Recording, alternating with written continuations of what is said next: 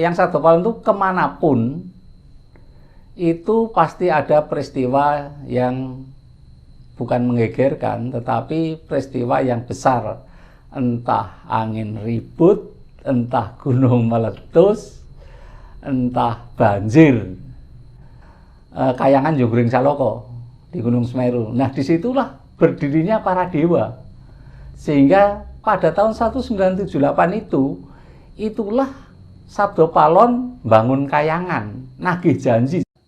Saat itu adalah seharusnya ya yang menjadi presiden itu wakil presiden. Maka saat itu wakil presidennya adalah Kanjeng Sinuwun Hamengkubuwono ke-9.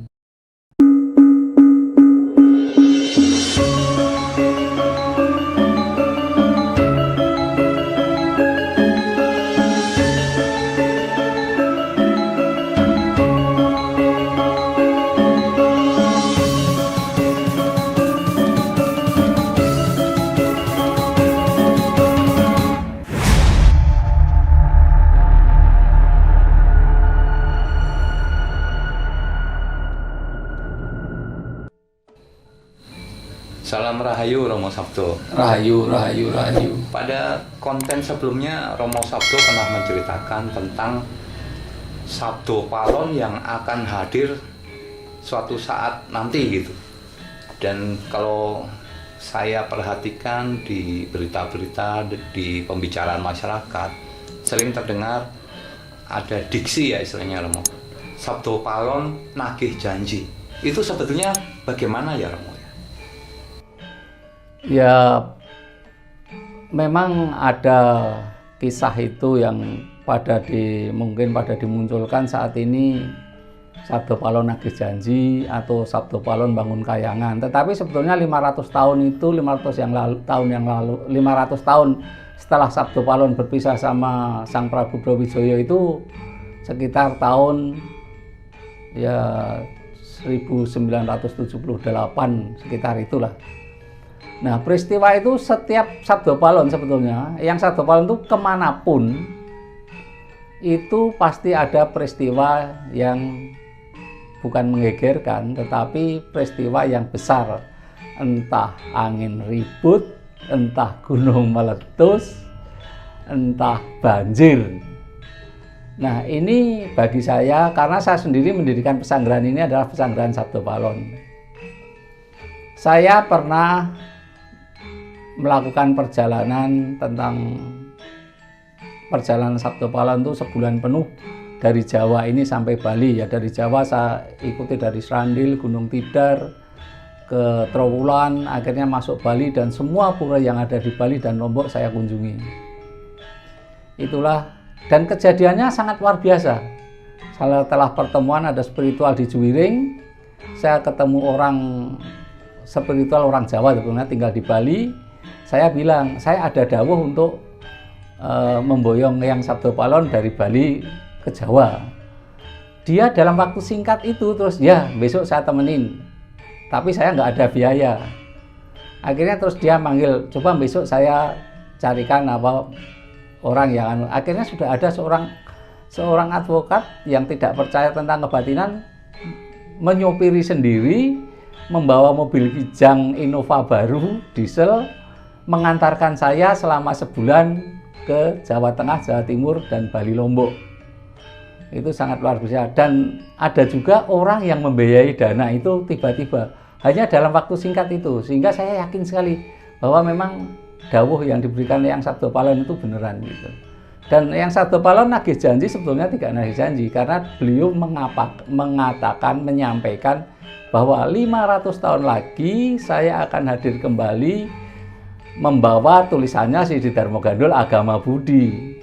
Agama Budi dalam artian bahwa itu adalah budi pekerti yang baik. Jadi setelah 500 tahun itu beliau hadir membawa pencerahan para leluhur yang ada zaman dahulu supaya orang Jawa tidak hilang Jawanya. Mempelajarilah tradisi Jawa yang ada, yang terus terang akhir-akhir ini mungkin sudah 50 tahun terakhir ini tradisi Jawa itu banyak ditinggalkan oleh orang Jawa.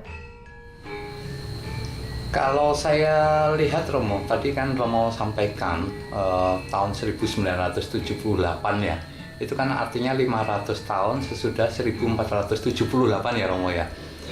Kalau saya cek saya kan sering searching internet Romo. Tahun 1978 itu ada memang letusan Semeru setelah beberapa belas tahun istirahat. Meskipun kemudian juga ada letusan-letusan lagi, tetapi bedanya tahun 1978 itu meletus setelah beberapa tahun istirahat. Apakah seperti itu yang fenomena yang Romo maksudkan tadi? Ya, Sabda Palon kehadirannya dengan baik, tetapi pengikutnya atau berangsaan ya, itu karena kan ada orang mengatakan apa itu yang Sabda Palon, yang Semar, yang Sabda Palon itu Raja Jin, tapi saya mengatakan bahwa itu cahaya ilahi. Sehingga Sabda Palon kehadirannya jangan kebaikan, tapi pengikutnya adalah jin. Nah, pengikutnya inilah yang terjadi. Nah, saat itu setelah 500 tahun, kita percaya juga bahwa Gunung Semeru, di sana ada Kayangan Jonggring Saloko di Gunung Semeru. Nah, disitulah berdirinya para dewa. Sehingga pada tahun 1978 itulah Sabda Palon bangun kayangan, nagih janji. Jadi nagih janjinya itu bukan saat ini, saudara. Nagih janjinya adalah 1978. Itu adalah kalau saya sebagai orang Jogja, saat itu adalah seharusnya ya yang menjadi presiden itu wakil presiden. Maka saat itu wakil presidennya adalah Kanjeng Sinuwun Hamengkubuwono ke-9. Kalau saat itu Kanjeng Sinuwun dikasih kuasa 10 tahun aja untuk memimpin negara Indonesia ini, itulah adil makmur Indonesia sudah terjadi. Tetapi ya waktu itu tetap dipertahankan, sehingga waktu 10 tahun kemudian Kanjeng Sinuwun memang tugasnya sudah selesai, mangkatlah 1988. Beliau mangkat, tugasnya sudah selesai karena seharusnya dia memimpin, tidak bisa, dia tetap nggak mau jadi wakil presiden berikutnya pun nggak mau, dia keluar dari pemerintahan waktu itu. Jadi ceritanya waktu itu semacam nagih janji, tapi janjinya belum dipenuhi gitu ya Romo ya? Iya. Berarti kalau sekarang beberapa orang juga katakan bahwa tahun 2020 tahun kembar itu sebetulnya juga waktunya Sabda Palon nagih janji. Itu apa Romo? Kan janjinya sudah ditagih tahun 1978. Kok masih banyak juga yang mengatakan baru sekarang nagih janji? Kalau dari pengawatan saya ya, saya terus terang dapat dawuh sekitar 5 tahun yang lalu untuk membawa Eyang Sabda Palon dari Bali, Lombok ke Jawa. Saya menjemput semua dawuh dia. Saya nggak punya kuasa apa-apa, hanya perintah secara batin. Kamu datang ke sana dan lakukan itu. Waktu saya ke sana membawa Eyang Sabda Palon sudah hadir sejak tahun 78, Eyang Sabda Palon sudah di Jogja, sudah di Jawa. Tetapi yang lainnya itu Punggawa Awai itu pengikutnya masih di sana. Jadi saya membawa Eyang Sabda Palon bersama-sama yang lain. Jadi bersama beliau dan yang lain adalah ke Jawa ini. Jawa, saya bertanya waktu itu adalah minta di Mataram. Mataram di mana? Minta Mataram Jogja, ya sudah. Beliau lenggah di Jogja. Ini batin saya. Mau tidak percaya, monggo, ini karena batin saya, dawuh yang saya lakuin. Tapi dawuh yang saya lakuin itu ternyata berjalan lancar, sebulan semua penuh. Setiap pura yang pernah dikunjungi, saya juga mengunjungi setiap pura yang ada, dan semua saya mendapat cahaya.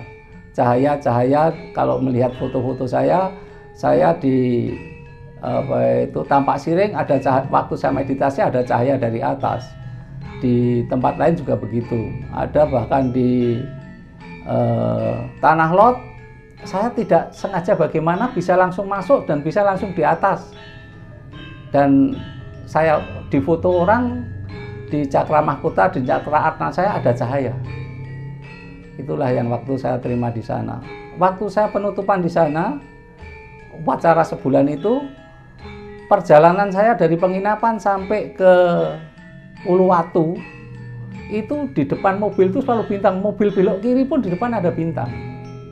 Jadi memang saya merasa dituntun waktu itu. Waktu saya pulang ke Jawa, Gunung Agung meletus. Meletus sampai bandara di Ngurah Rai itu ditutup beberapa hari. Itu terjadi, peristiwa itu terjadi, setiap peristiwa terjadi, semuanya terjadi. Tidak ada yang kebetulan. Waktu saya pulang dari sana, jarak beberapa hari kemudian Gunung Agung meletus dan bandara Ngurah Rai ditutup. Mungkin melihat kalender masih ada itu peristiwa itu. Jadi memang betul-betul waktu itu hadir di sini dan nagih janji. Lah kalau tahun 2020 ada yang mengatakan nagih janji kembali, menurut saya tidak. Karena nagih janji sudah berlangsung tahun itu dan beliau adalah saat ini sudah ada di sini. Misalnya tahun Suro tahun lalu, tahun 2 tahun yang lalu, beliau mengatakan tolong kamu ke Alas Purwo. Para spiritual biar ke Alas Purwo, saya ada di Alas Purwo. Tahun kemarin beliau mengatakan saya akan di Pantai Ngobaran di Jogja. Jadi beliau 2 tahun yang lalu di sana, tahun ini mesanggrah di Ngobaran Gunung Kidul. Nah itu ya betul, peristiwa setiap perpindahan beliau ada. Waktu dia berkunjung, misalnya kemarin berkunjung ke Srandil, banjir di Cilacap. Beliau berkunjung ke daerah sini, tempat mesanggrahnya beliau di sini, Gunung Merapi meletus. Beberapa hari yang lalu juga terjadi. Saya sendiri puasa 40 hari, mutih 7 hari, ngebleng 1 hari semalam. Ingin bertemu beliau secara pribadi karena merasa bahwa ada hal yang memang harus dilakukan. Gunung Merapi beberapa hari yang lalu, pas persis saya selesai melakukan ritual itu semua, Gunung Merapi erupsi yang cukup besar, cuma agak besar kemarin itu terjadi. Jadi beliau selalu hadir, itu pengikutnya itu memang memberikan tanda. Jadi kalau misalnya beliau hadir tidak ada tanda, saya yakin itu beliau tidak hadir. Jadi dia tidak nagih janji, tetapi dia memberikan pencerahan kepada orang-orang spiritual ataupun orang-orang tertentu yang mau membangun Nusantara ini lebih baik. Artinya kalau tadi Romo sampaikan Eyang Sabdo Palon ke Merapi, ke Ngobaran, saat-saat ini Eyang Sabdo Palon tidak jauh dari Yogyakarta gitu ya Romo ya, artinya ya?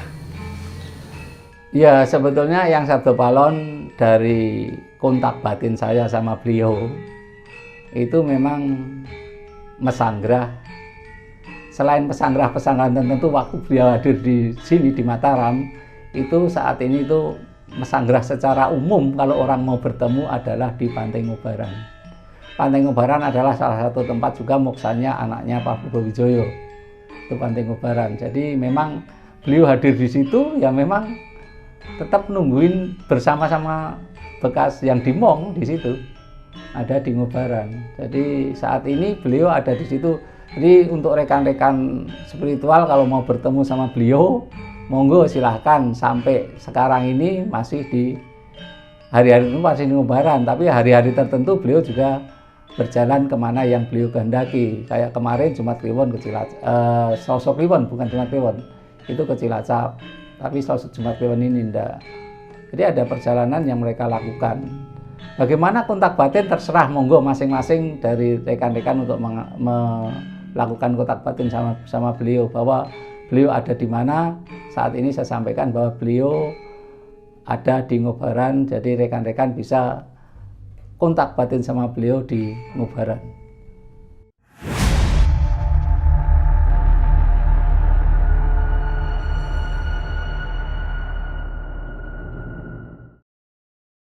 Terima kasih Anda berkenan subscribe untuk membantu mengembangkan channel ini.